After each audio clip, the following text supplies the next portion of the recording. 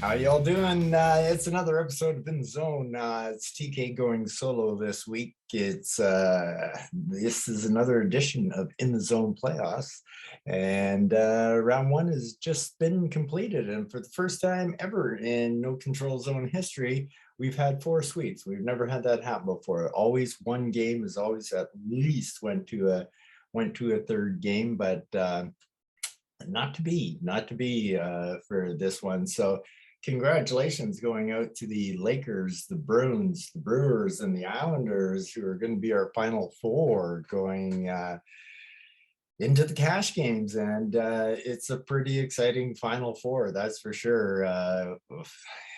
Pretty much what we predicted all week kind of happened. There was three kind of blowouts and one really interesting game, and it kind of was indicated in the predictions before with the polls and that we put up. Everybody had the polls were very lopsided for three of the games, and it was almost an even split between the Islanders and the Rangers, with the Islanders getting a small nudge in that poll. So let's go. Let's take a look at the week and see how it all went down. So all right, then. So let's take a look at the first matchup. No surprise, the heavily favored Harrison Lakers swept their series with back-to-back 6-1 wins.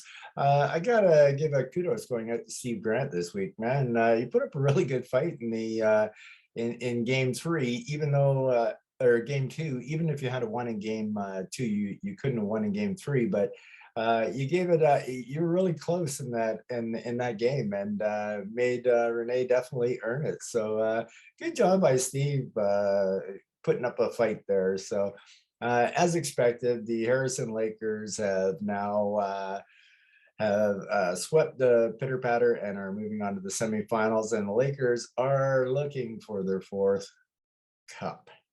Four cups in, what is it, 8 9 years? I don't know, but it's just a crazy amount, and it still has to be the heavy favorite going into the semis as well.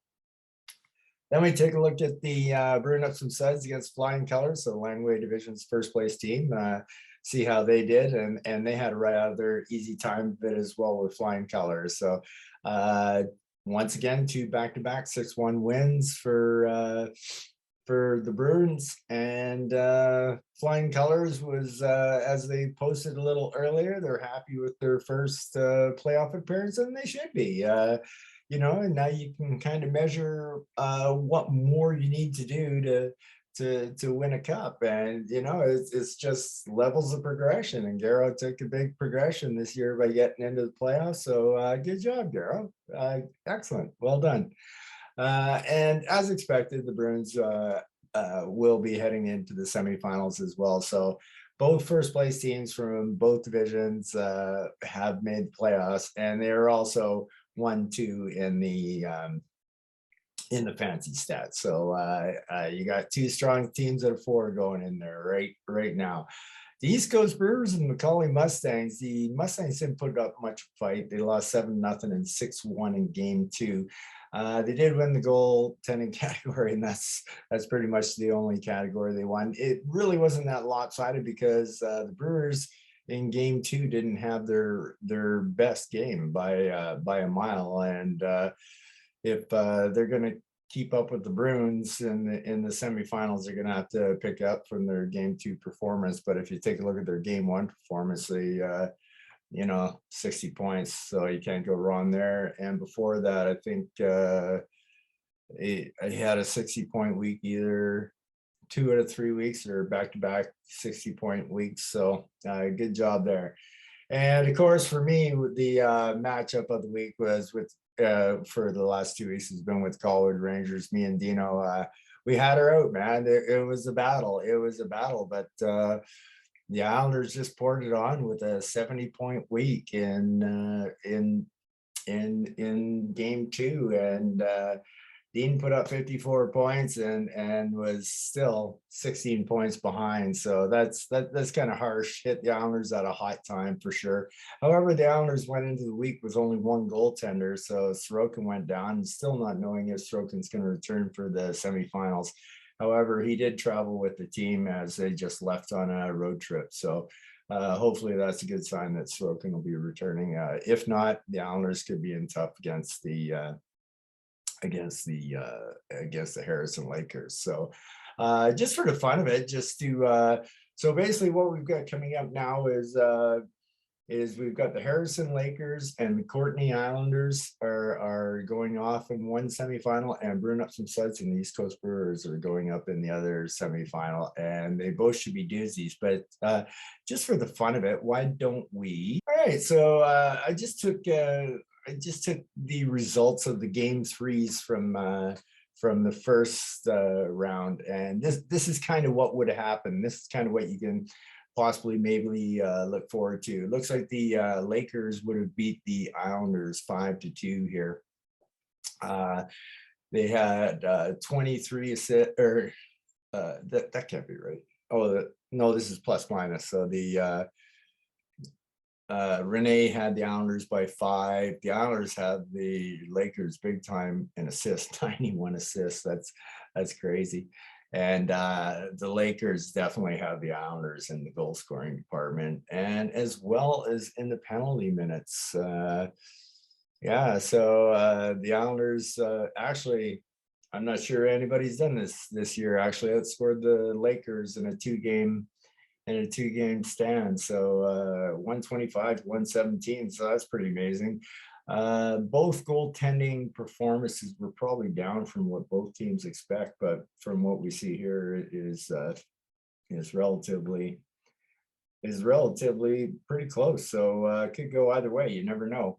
Taking a look at the Bruins and the Brewers, it looks like the Bruins would have easily handled the Brewers, and that would be a result of that Game 2 match that Dono had. So he got away with one in the quarterfinals. He won't be able to do that again in the semifinals. So, but he's more than capable of not doing it. So once again here, not much of a discrepancy in the plus minus. The assists are close. The goals are very close. The penalty minutes, Ryan Kelly's Bruins are definitely the big bad Bruins of the no control zone. No one will beat Ryan Kelly in this category in the playoffs. They're going to have to find some other way to find 4 other categories, but one of them won't be penalty minutes, that's for sure. He is the big bad Bruins of no control zone. So nice reputation going on there, RK. Take a look at the points though, 107 to 105. So that's nice and tight. And the goalie points were only 2 apart, and really 917 to 905. Anything can happen in goaltending as we know it. So there's your semifinals.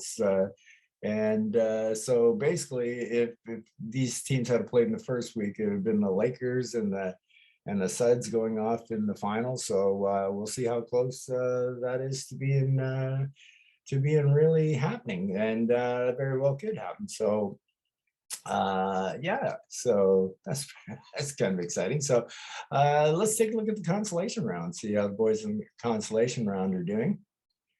There we go. Looks like the Greenwood Highlanders jumped out into first place, going 2-0, and the Gators have fallen back to 1-1, tied with the Outlaws and Living Sky Capitals with no wins so far. So basically, it looks like it's as we thought, is going to be probably Greenwood and the Gators. Who knows? Maybe the Outlaws will make a bit of a push. It all depends on. Really all depends on how much JP's paying attention here. So if he is paying attention to this, then the Outlaws could be in for number 2 draft pick as well. So looking good for Dan in the after 2 weeks. After this week's game, they'll be halfway through. So going undefeated is a good sign for Dan, especially since he doesn't have the tiebreakers. So he needs to put space in between Blake still has his fate in his own hands. All Blake has to do is win his last 4 games, and he will have the first overall draft pick, and nothing can stop that. So yeah, so there's for your first to 4th picks going, looking pretty good. In the 5 to 8, it only took the Port Elgin Wolfpack 2 weeks 2 weeks to go from eighth pick to fifth pick, and they've already settled in with the 2-point cushion. They're the only undefeated team in that round. Flames of Fleury are right behind them at 1-1, also tied with Sealand Hockey Club. So they both have 2 points, and Moves Like Jagger is bringing up the rear there. So Port Elgin making a huge move. Good for Bo on that one. Well done, Bo. Let's also take a look at one other thing here, and that would be, well, what kind of effect did it have on the draft? So as you can see here, Highlanders obviously getting the first pick overall, and the Gators dropped the second. But look at the Wolfpack here. The Wolfpack went all the way from 8th to here. Same as Moves Like Jagger. They basically just switched spots, and I just seeded it this way. And this is no insult or slam to anybody, but I like to cause myself as little work as possible if I can. But this is what I expect to happen for the 9 to 12 range. I expect it to be something like this: Rangers, Mustangs, Flying Colors, Pitter Patter, and Brewers.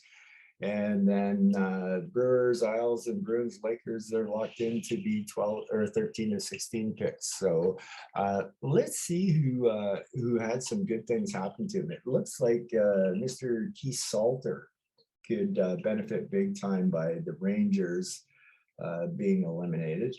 Flying Colors, this is really kind of hurt them a bit now, but this isn't written in stone. There's no guarantee that that's where they're gonna end up. Their fate is still in their own hands. But yeah, it looks like the Mustangs and Capitals have kind of benefited, and Flying Colors has kind of went down a little bit. And over here, once again, looks like the Mustangs have benefited again, with Wolfpack making a huge jump, and looks like the Lakers and Rangers are taking a bit of a 4-spot hit on those draft picks. So yeah, with the Wolf, oh, it looks like the Outlaws really gained big time too with the move of the Wolfpack. So look at JP here; he's got a nice grouping of picks right there for sure.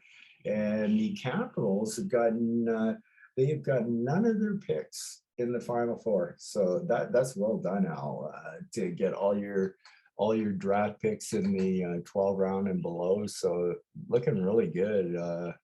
So it makes you wonder, like if in the Final Four here, we got the Courtney Islanders and Bruin up some studs. They were 2 lottery teams last year. Next year, will it be the Capitals and the Gators in the finals? Who knows? We could have predicted the Bruins and the Islanders last year. So, here we go. So yeah, so there's a big impact on the move in the standing. So that was kind of cool to see. Let's see what else. Let's bring up the. I know I wanted to do this. I think I want to do this. Well, let's take a look. Just currently, what's happening right now, as we're now one game into the second round. So here we got looks like the Lakers jumped out to a 4-2 lead on the Islanders, and this game's a little opposite of what I thought. I was thinking if there's any chance the Islanders will take the assist category and the Lakers will definitely take the goal category. And to be honest with you, I still expect that to happen. So I expect them to switch both ways, or Renee may just hold on to them both. So I still have to think that the Islanders are a heavy underdog here. So right out of the gates, Renee's off to a big start. Marner got him 4 points tonight, and I don't know why it only says 3 there. I know he got 4. I watched the game, and McAvoy got him a couple points, and he gooned it up a little bit tonight. Got himself 6 minutes in penalties. And East Coast Brewers, see what I mean by they had that bad second game, and now they're into a different round, and they're up 4-0 in the points. Doesn't look like Ryan had too many players playing tonight, so that's a little bit deceiving. And here's the absolute cruel fate of fantasy hockey. So You got the Brewers with 4 points. You've got the Lakers with 5 and Islanders with 3. And Dean, who's now been eliminated from the Final Four in his first game, 13 points. that is just so cruel, and that is just so unfair. So yeah. So anyway, let's go down and just take a look at the breakdown just a little bit here. Oh, it's not getting new for me. So I have to do it this way. Yeah, man, new for me.